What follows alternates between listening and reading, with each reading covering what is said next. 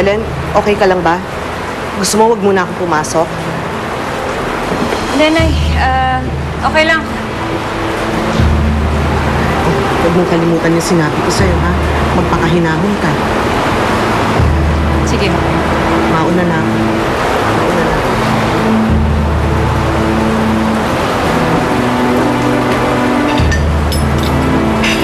Ellen, alam ko malaking kasalanan ko sa inyo. Lalo-lalo na kay Ninyo. Pero gusto ko sana siya makita, makausap. Makausap? Wala ka naman sasabihin sa kanya. Wala kang dapat ipaliwanag sa kanya. Tsaka isa pa, wala ka ng obligasyon sa amin. Di ba sinabi ko na sa'yo?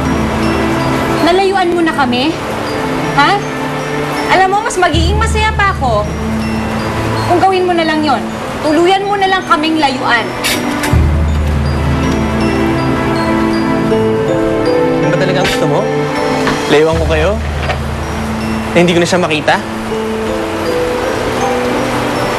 Pero, teka, bakit mulat sa pool pa lang pinaglalayo mo na kami? Yun ba talaga ang dahilan?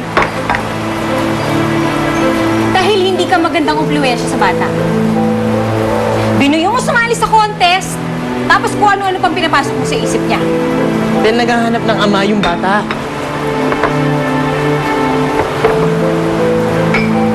Nangungulila siya para sa isang ama.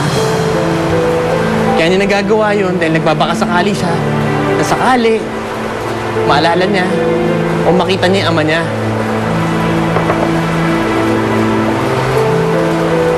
Bakit ba hindi mo patapatin yung bata? Ipakilala sa tatay niya. Dahil ikaw ang tunay niyang ama.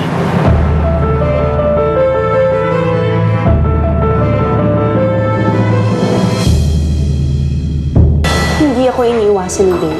Nagkataon lang na... Oh, really? So, ibig sabihin nung dumaan siya sa kwarto kanina, sinabi niya na hindi na siya babalik dito hanggat nandito ka. Mahigit 5 taon ko rin tinago sa kanya ang katotohanan na yan. Marami akong pagkakataong pinalagpas. At dahil sa ginawa ko, marami akong pinagkait sa kanya. Sasabihin mo na ba sa kanya ang totoo, Helen? Kung naman pala sabihin sa akin na ako ang tatay niya, hindi na ako nagdalawang isip. Bakit po kayo nandito? Nay, bakit po siya nandito?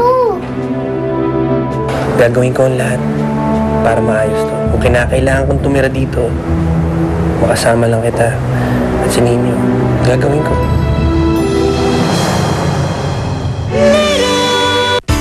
Napanood mo ang mga nakakaantig na tagpo sa Little Star. Hatid sa inyo ng Milo, New Best Ever Sunsilk.